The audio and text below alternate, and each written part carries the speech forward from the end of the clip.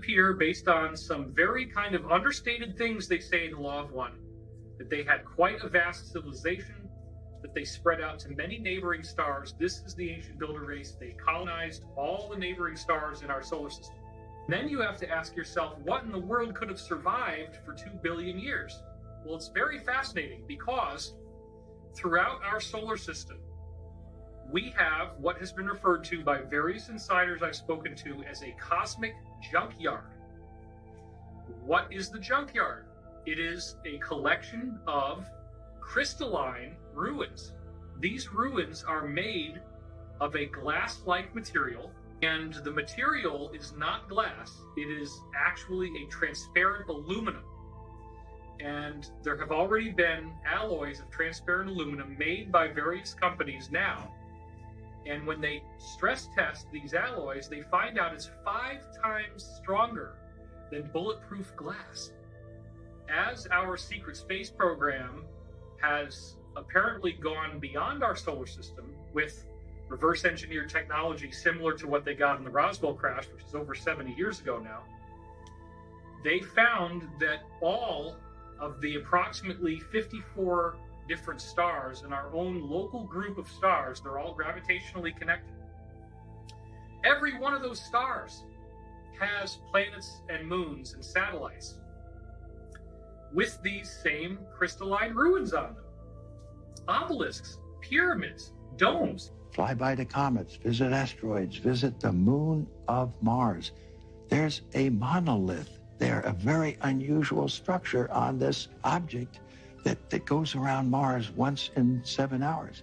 When people find out about that, they're going to say, who put that there? Those obelisks, pyramids, and domes only constitute what is visible on the surface.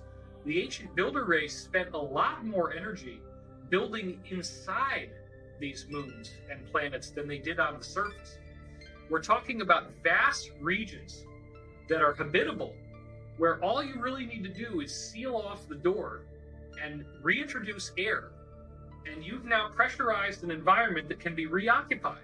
What I believe is that in 1976, when Viking did this incredible reconnaissance in the bicentennial summer, they photographed something that was a mystery, was at the centerpiece of the NASA raison d'etre for going to Mars, the search for life, and they then never followed up.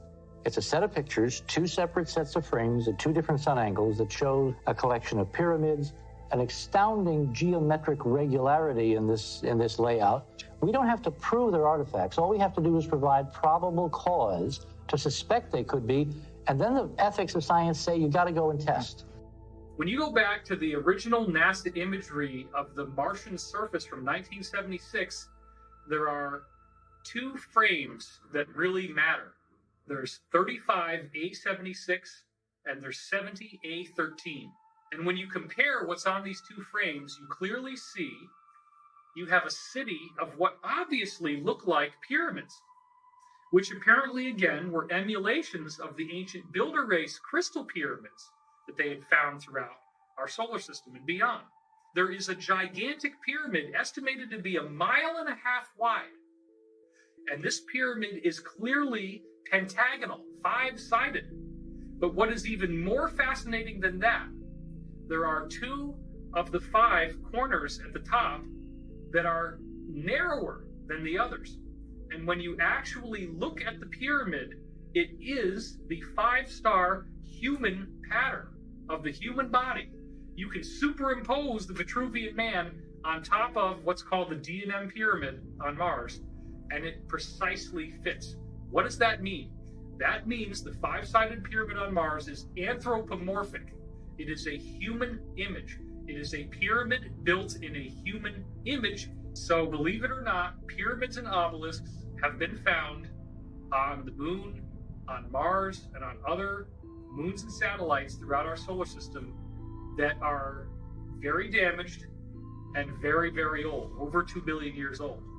This civilization that was on Mars was very aware of the ancient builder race, and that these ruins, as their civilization evolved, they discovered these ruins were very extensive. They're always made out of crystal, and there's all these different places you can go where you can go inside a moon and find an enormous city's worth of space. I'm Dr. Michael Sala. I'm the author of the Secret Space Program book series. I'm investigating ways to introduce information concerning classified technologies that have been suppressed from the general public for decades and are now going to be released, we think, in the very short future. Some of you might be asking, well, how could giant bases be built on the moon? Well, we know, according to a group of Japanese scientists that released a paper in 2017, that giant caverns have been discovered in the moon, and that one of these caverns is big enough to house the entire metropolitan region of Philadelphia within it. The people that were involved in this ancient builder race seem to have mysteriously disappeared, and the cultures that came after them worshipped them as gods. They would emulate their architecture. And the people that were on Mars, we call the progenitor race, they actually built their own structures that were very similar to what they found all throughout our solar system. We had Tiamat, which they say is basically a supermassive Earth.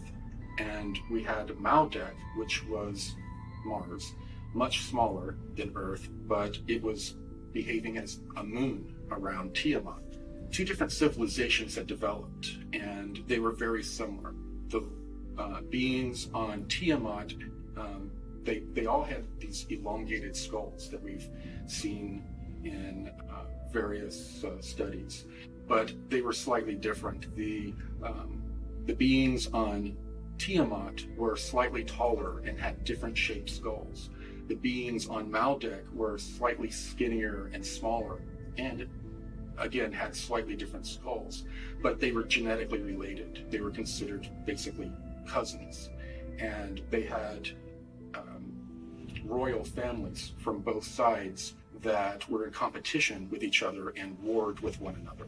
So at some point, this group that we call the Pre-Adamites, they entered into warfare with another civilization that is in our local 52 star cluster. And they developed this plan to harness the ancient builder race grid and to use it as a weapon against their enemies. And this grid, it works through what we call the cosmic web.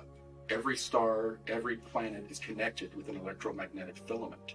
And that's how portal travel works. You travel through these electromagnetic filaments.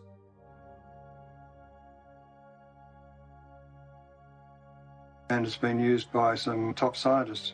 So it is an idea which actually had currency in the last century, in the 19th century.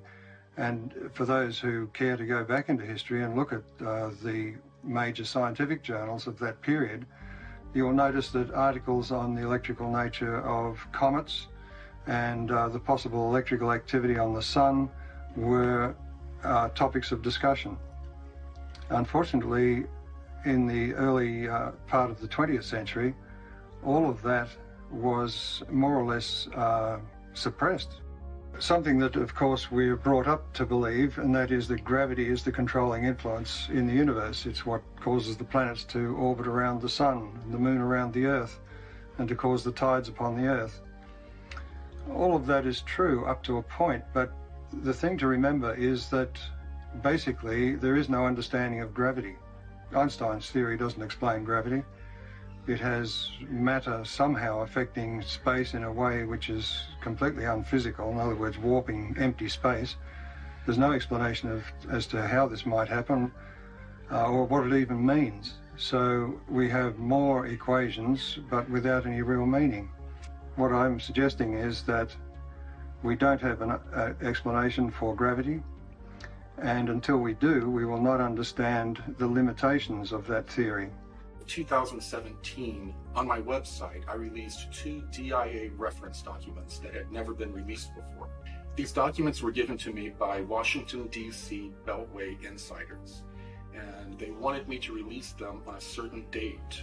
My name is Jordan Sather. I'm an internet influencer, speaker, and journalist. So the interesting thing about these particular DIA documents, these documents that were written for the ATIP program that the DoD conducted between 2007 and 2012, these DIA documents, we've never actually been able to read them in the public domain.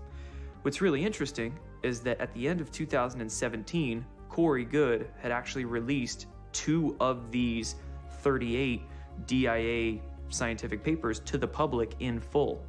And this has actually shocked many of the people who even wrote these scientific papers. Dr. Eric Davis, he confirmed that Corey Goode was the first person to leak some of these papers out into the public. Corey Goode is unique because he's the first person that I know of that is both a contactee, someone who has had extensive contacts with extraterrestrial civilizations, while also being an insider of actually having worked in some of these compartmentalized programs. And what's even more significant about him is that he is trusted sufficiently by insiders to be given some of these documents, some of these defense intelligence reference documents, to basically release to the general public to get people up to speed with the possibility of these kinds of advanced technologies existing. These DIA documents support the idea that wormhole travel is actually possible through the cosmic web. Using this same web is how the ancient builder race built this galactic protection grid around our local star cluster. In this case, the pre-Adamites were trying to weaponize this natural system. And what they tried to do is use this feedback from this grid to cause the star of their enemies to go supernova and to then destroy the civilization. But they didn't time it right, the way that energy passes through this cosmic web, and they chose the exact wrong moment, and it caused our sun to superflare. And when it did, it destroyed Tiamat and ripped the atmosphere away from Mars, and it then also affected the atmosphere of Earth, and all of the other planets, their trajectories changed in this event. The most important researcher supporting the exploded planet hypothesis is Dr. Thomas Van Flandern, and he was the head of the US Naval Observatory in Washington, D.C. And he came up with this theory that between the orbits of Mars and Jupiter, the present asteroid belt, there was once a super Earth, a very large planet that was in that orbital region. And he came up with a paper that actually explained how this planet existed at some point and how the asteroid belt is evidence of this planet's destruction through events that we could only speculate about. And Dr. Thomas Van Flandern supported this exploded planet hypothesis by studying the geology of Mars. And what he found was that half of Mars was basically 20 miles thicker than the other half. And that was evidence of it facing this exploding planet and receiving all the debris, and that this was also an explanation for why the atmosphere of Mars was suddenly evaporated hundreds of thousands of years ago. And I heard about it in secret programs that did much more research than Tom Van Flandern, where they called it codename Brilliant Pebbles. And one of the fascinating things when I first met Corey Goode was that he knew what the codename Brilliant Pebbles meant without me having to tell him. And I had already written it up, and I already had recordings of people telling me. That was one of many fascinating connections. So in the 1980s, scientists wanted to know what used to be where the asteroid belt is. They knew about Tiamat, but they didn't think there was enough debris there to actually corroborate that there was a planet there at one time. They developed this algorithm that traced back over time where these pieces would have been joined and would have been one piece, and where mathematically all of the other planets would have been. And they were able to extrapolate that yes, there was a planet that was in that location, but most of it had been blown further out of the orbit. Interestingly enough, though, there was a Project Brilliant Pebbles in 1987 by the beginnings of the secret space program, SDI, enacted by President Reagan, that had to do more with a missile shield. And often they would reuse, within a certain set of programs, they will reuse a program name so that they have plausible deniability of higher, more secretive programs. They would layer them within the same name. And that way, if someone would mention Brilliant Pebbles, one of the scientists would be able to say, oh, no, that just had to do with a missile shield. It had nothing to do with anything extraterrestrial.